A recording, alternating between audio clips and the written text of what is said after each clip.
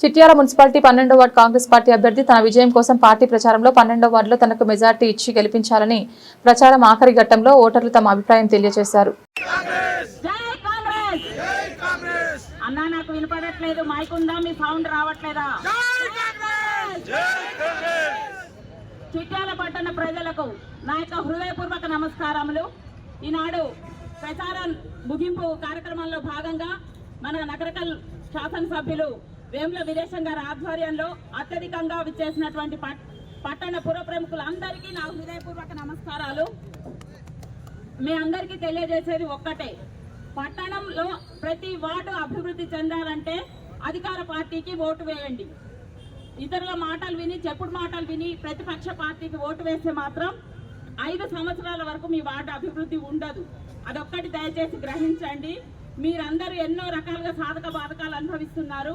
అవన్నీ తీర్చేటందుకు వేముల వీరేశం గారు కానివ్వండి, మన ఎమ్మెల్యే గారు వేముల వీరేశం గారు కానివ్వండి, మండల్ చైర్మన్ గుత్తా సుఖేందర్ రెడ్డి గారు కానివ్వండి, గుత్తా అమిత్ బాబు కానివ్వండి, మంత్రివర్యులు కోమటిరెడ్డి వెంకటరెడ్డి గారు కానివ్వండి, రాజగోపాల్ రెడ్డి గారు కానివ్వండి, అందరికీ మనం సుపరిచితులమే.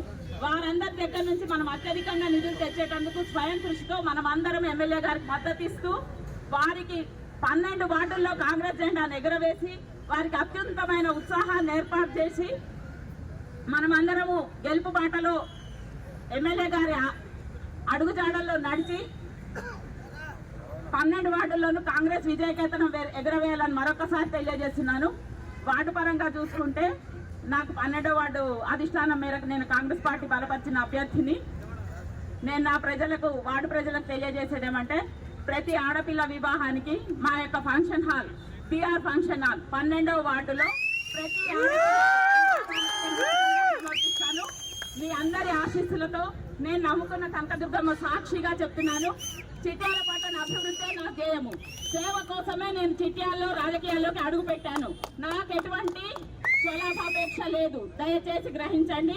మీ అందరు ఆశీర్వదించి మా 12 మంది అభ్యర్థులను గెలిపించి చిట్యాల్లో కాంగ్రెస్ పార్టీని బలపరిచి మీ అందరి సహాయ సహకారాలతో చిట్యాల పట్టణ అభివృద్ధి కృషి చేస్తానని మనస్ఫూర్తిగా తెలియజేస్తున్నాను. Thank you. ఇప్పుడు